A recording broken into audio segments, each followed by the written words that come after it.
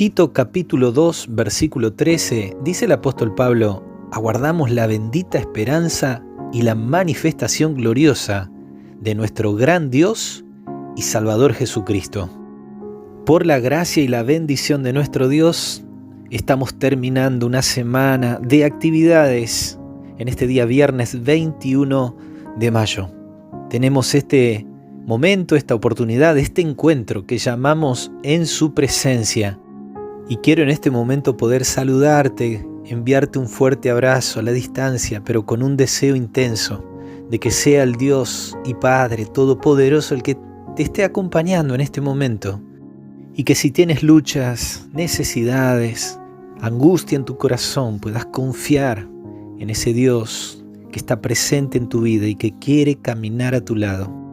Y justamente se hace necesaria esa presencia de Dios en nuestra vida, en este tiempo en que el mundo está en crisis, una crisis que se va acrecentando. Las señales que Jesús predijo en su palabra la vemos cumplirse delante de nuestros ojos. Jesús habló de guerras, pestes o enfermedades, hambre, terremotos, la condición moral del ser humano en decadencia, la corrupción, la violencia, la maldad del hombre ha llegado a límites impensados. Y en este mundo de caos que hoy vivimos, las soluciones o las alternativas humanas, las propuestas que el hombre hace para poder corregir los males son insuficientes, son deficientes, son limitados. Necesitamos algo que esté por encima de nosotros, o en este caso a alguien que pueda transformar, que pueda renovar y traer algo nuevo y distinto. Y esa esperanza de algo nuevo y distinto, de un mundo renovado, solamente está en las promesas de Dios que nos ha dejado a través de su palabra, promesas que son reales, promesas que van en proceso de cumplimiento y a un alcance real a corto plazo.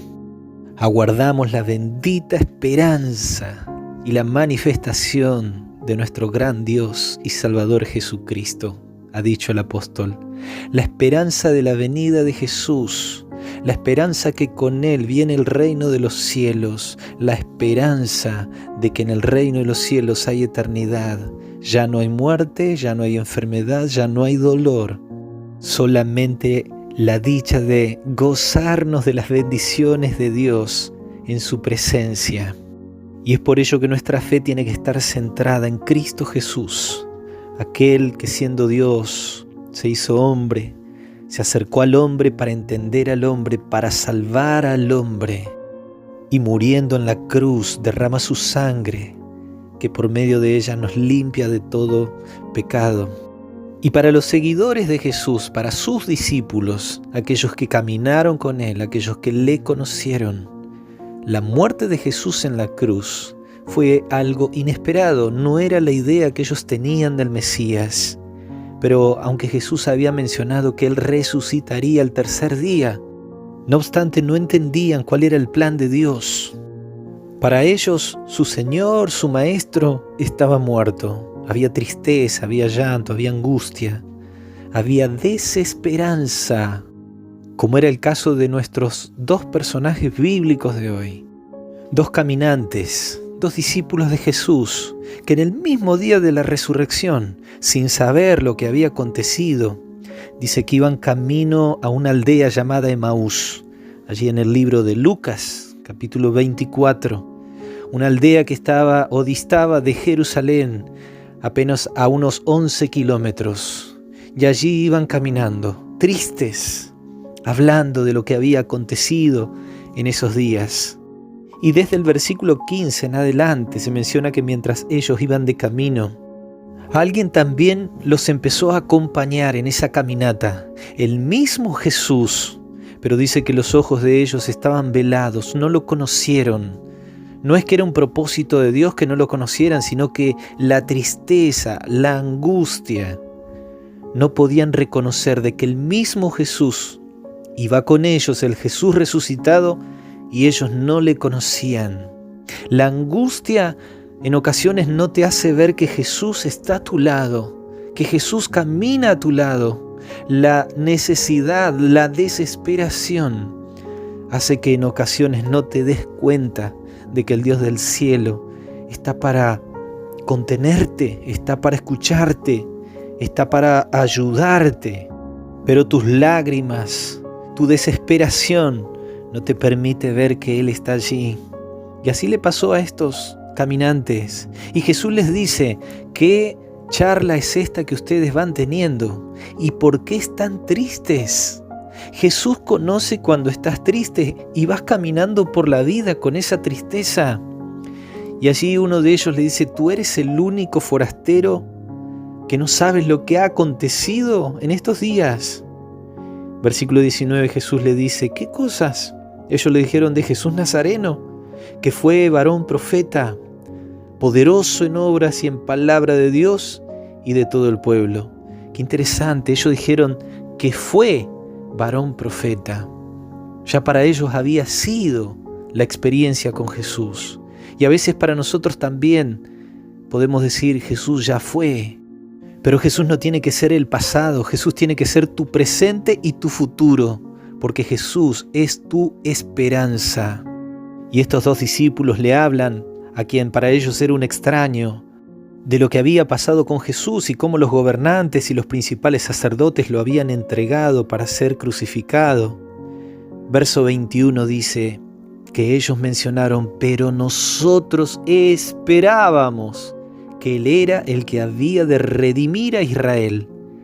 Y ahora, además de esto, hoy ya es el tercer día en que esto ha acontecido.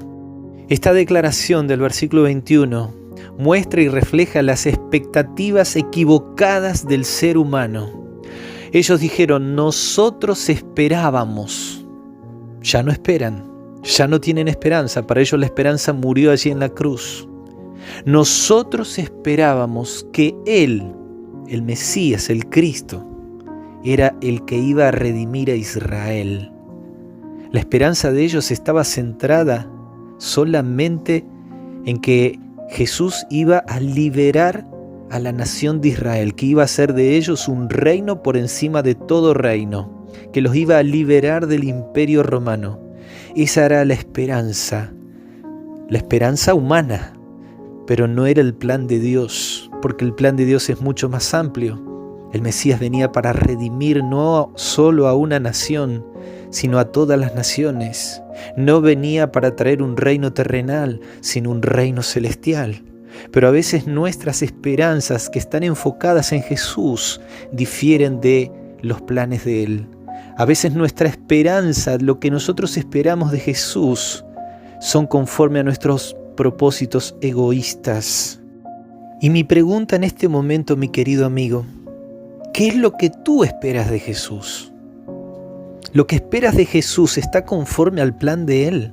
¿Está conforme a la voluntad que Él tiene para tu vida?